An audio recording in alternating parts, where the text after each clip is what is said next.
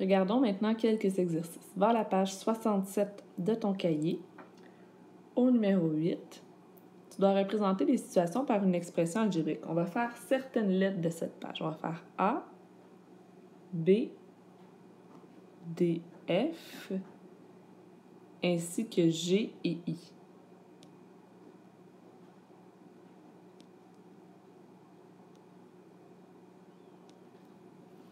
A, B, D, F, G, I.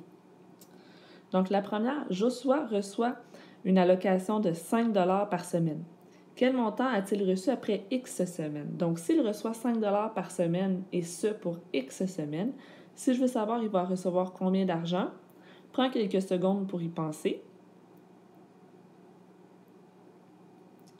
Ça va être 5X, c'est-à-dire 5 fois X, 5 fois le nombre de semaines.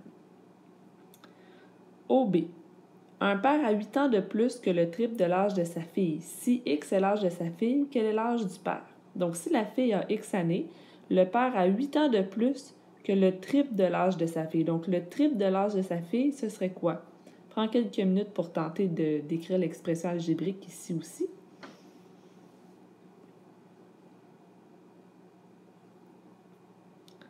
Donc, le triple de l'âge de sa fille, c'est 3 fois l'âge de sa fille, donc 3X. Et à ça, on doit ajouter plus 8. Donc ça, ce sont des années.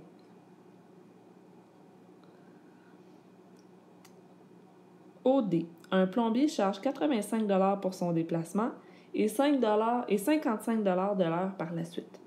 Quel est le coût d'une réparation qui demande X heures de travail excluant les matériaux? Donc, ça coûte 85 $ pour le déplacement, puis 55 $ de l'heure, puis il va travailler X heures. Donc, 55 $ de l'heure, c'est 55 fois le nombre d'heures, donc 55X, parce que X, c'est mon nombre d'heures. Et à ça, on doit ajouter les 85 $ de frais de déplacement. Donc, ça fait 55X, 55 fois le nombre d'heures, parce que c'est 55 $ pour chaque heure. Puis à ça, on additionne 85 $ qui est le prix du déplacement. Pour le F, la somme d'un nombre et du double de ce nombre diminué de 6. Donc, on va faire la somme. Donc, la somme, c'est un plus. La somme d'un nombre, par exemple, X, et du double de ce nombre diminué de 6. Donc, le double, ça veut dire 2 fois. Et diminué de 6, ça veut dire qu'on soustrait. Donc, la somme de X à gauche et du double de X moins 6 à droite.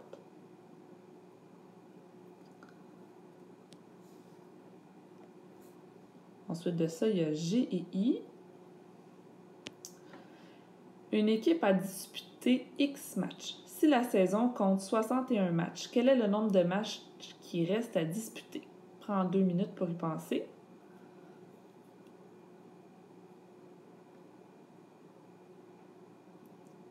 Alors ici, s'il y a 61 matchs en tout, il y en a X de disputés déjà. Si on veut savoir combien il en reste, il faut faire 61 moins X, ça va nous donner le reste. Là, ici, on ne peut pas trouver la réponse parce qu'on ne sait pas il y en a combien disputés. Et finalement, I, un randonneur marche à une vitesse moyenne de 3 km/h. Si sa dernière randonnée a duré X heures, quelle distance a-t-il parcouru? Donc, il marche à 3 km pour 1 heure, parce que km/h, ça veut dire le nombre de kilomètres pour 1 heure. Donc, si sa dernière randonnée a duré X heures, quelle est la distance parcourue? Bien, il faut faire 3X, 3 fois le nombre d'heures. Donc, 3 km pour chaque heure. Dépendant du nombre d'heures, ça va donner de plus en plus.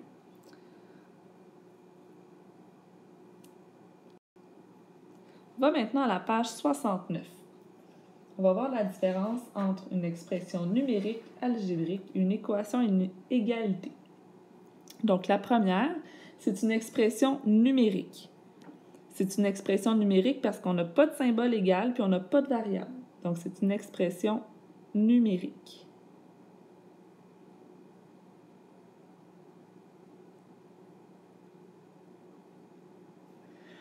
Ensuite de ça, moins 6AB plus 8, c'est une expression algébrique parce qu'on a des variables. Donc ici, c'est une expression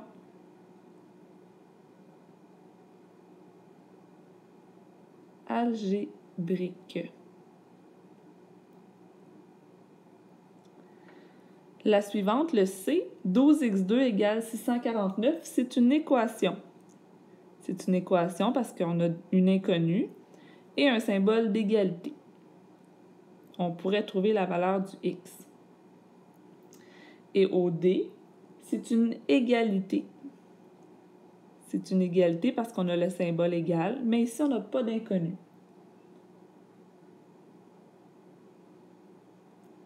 Tu peux maintenant essayer de faire les autres par toi-même.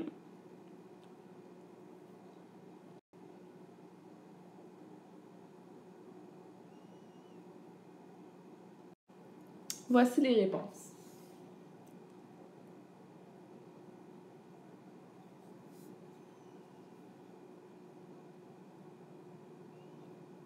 Donc ici, une expression algébrique parce qu'on a une variable, pas de symbole d'égalité. Ici, une équation parce qu'on a un symbole d'égalité des variables, on fait des inconnus ici. Ensuite de ça, au G, on a un symbole d'égalité, on n'a pas d'inconnu, donc c'est une égalité. Ici, on a une équation, une expression numérique, pas de variable, pas de symbole d'égalité. Et au J, une égalité parce qu'il n'y a pas d'inconnu et on a le symbole égal. Tu peux maintenant aller à la page 72, on va regarder numéro 4. Tu dois représenter les situations à l'aide d'une équation. Donc maintenant, tu vas avoir un symbole égal. Donc c'est plus une expression algébrique, c'est une équation. Le nombre pair qui précède x, on va regarder le C en premier. Il reste 5 pommes. Il y en avait 18 avant d'en manger x. Donc à la lettre C, il y en avait 18, il en a mangé x, il en reste 5. Donc l'équation, ce serait 18 moins les x qu'il a mangé, ça donne 5 restantes. Pour le B, je ne voulais pas vous le donner. Donc on va regarder le D. Une partie du partage de x bonbons en 5 vaut 18. Donc, vaut, ça veut dire que ça va être notre égal. Égal 18. Donc, on partage x bonbons en 5, ça veut dire qu'on les divise en 5. Donc, ça fait x sur 5.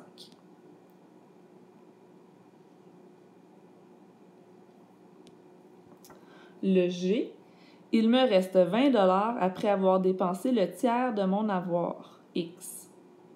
Donc, j'ai dépensé le tiers de mon avoir, ça veut dire x dollars, par exemple. C'est de l'argent. J'ai dépensé le tiers, il me reste 20 $ après avoir dépensé le tiers. Donc, ici, prends quelques minutes pour penser, ça serait quoi ton équation?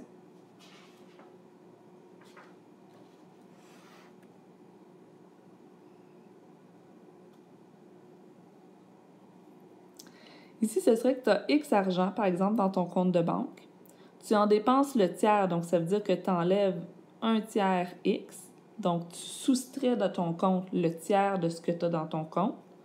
Donc, le tiers de ce que tu as dans ton compte, c'est un tiers fois x. Et ça va te donner 20 $, ce qui reste. Au I, l'âge moyen des enfants qui ont x plus 9 et x moins 6 ans est de 8. L'âge moyen, comment on fait la moyenne? Il faut tout additionner puis diviser par le nombre d'enfants, le nombre d'âges qu'on a. Donc, ce serait x plus 9 plus x moins 6. Tout ça divisé par 3 doit être égal à 8.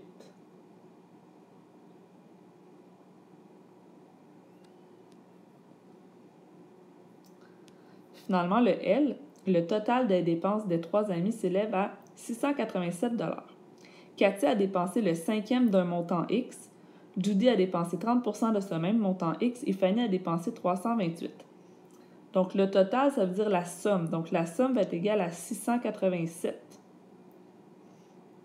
Prends quelques secondes pour penser à ce que tu écrirais ici à gauche de l'égalité.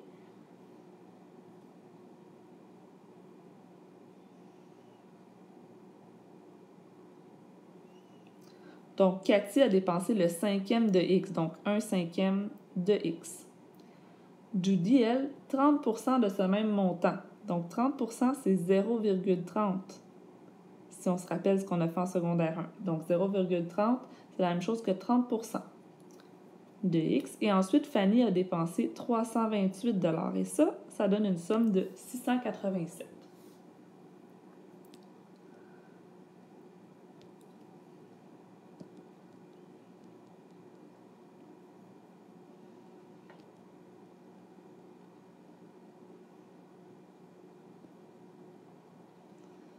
Donc, tu peux faire le numéro 5 à cette page, puis ensuite, tu peux terminer les exercices que je t'avais donnés hier après le quiz, page 87, 1, 2 et 88, numéro 6. Donc, voilà, tu peux travailler ça maintenant.